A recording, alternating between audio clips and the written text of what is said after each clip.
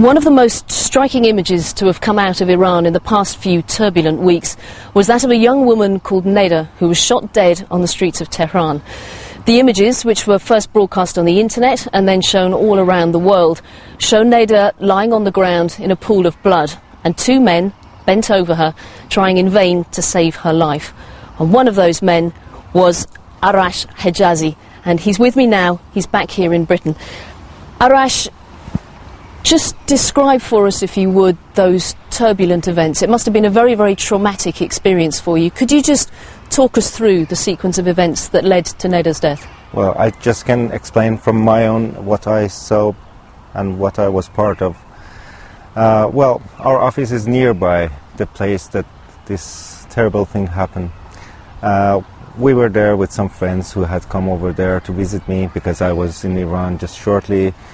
And we hear that there were things going on in the street nearby and there were protests going on, so we decided to go out and take a look.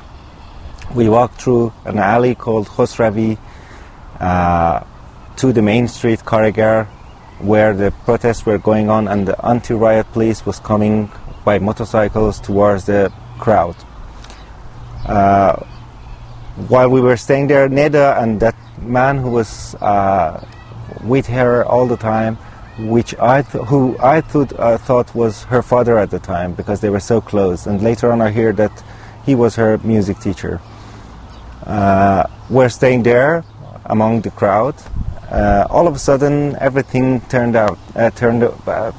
crazy, because the anti-riot police threw tear gases among people, and the motorcycles started rushing towards people. People ran through the Khosravi alley, we too, with my friends, and we ran to the intersection, the other end of the alley, an intersection with Salehi Street, which can be found on the map if it's necessary.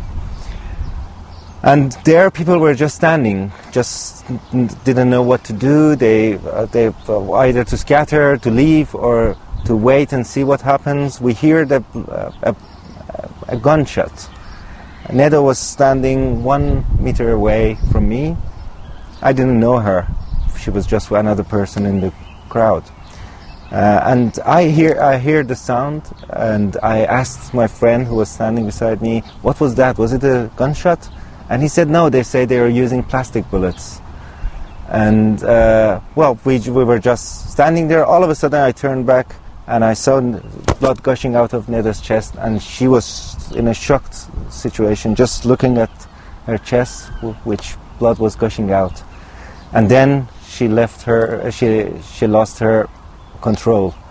We ran towards her and lay her on the ground. I bent over her, and I saw the bullet wound then, which was right in the chest, below the neck, and blood gushing out. My experience says that it was the aorta hit, and the lung as well. Because you are a trained doctor, yes, although you're running a publishing business now as well. Yes. Yeah, I'm a GP. I was a GP in Iran before I started this publishing house. And well, her aorta and her lung were hit by the bullet, and I don't know, because as far as I know, never an autopsy was performed on her. She was buried so fast afterwards, so nobody knows. But the bullet was, I can verify that the bullet came from in front, and it didn't leave from her back, so there were no bullet wounds, exit points in her back.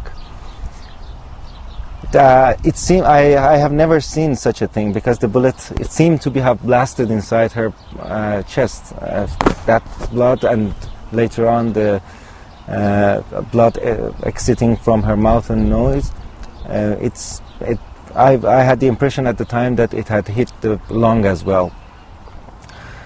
Her blood was draining out of her body, and I was just putting pressure on the wounds to try to stop the bleeding, which wasn't successful, unfortunately, and she died in less than 1 minute. She was drained out of her blood. Did you see, or did you hear the direction from which the gunshot came? Did you see who actually did the firing? Well, things went in a chaos afterwards because people, the man started crying, my child, my child.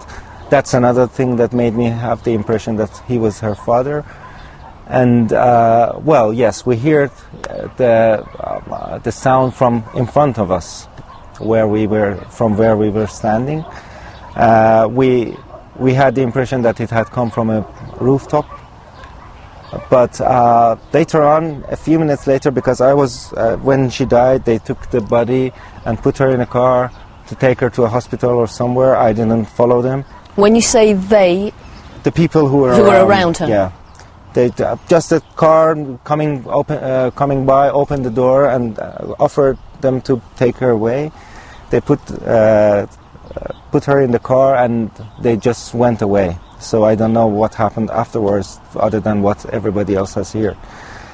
But afterwards, some people believe that it was they actually took someone with a Basij card. And they said that he was on a motorcycle coming from the other way, hiding in the corner. Some people shouted that we caught him, we caught him. People went towards him and they disarmed him and took out his identity cards, which was a Basij member. And he said he was shouting because people were furious. And he was shouting, I didn't want to kill her, I didn't want to kill her. People were they just caught him and they didn't know what to do with him.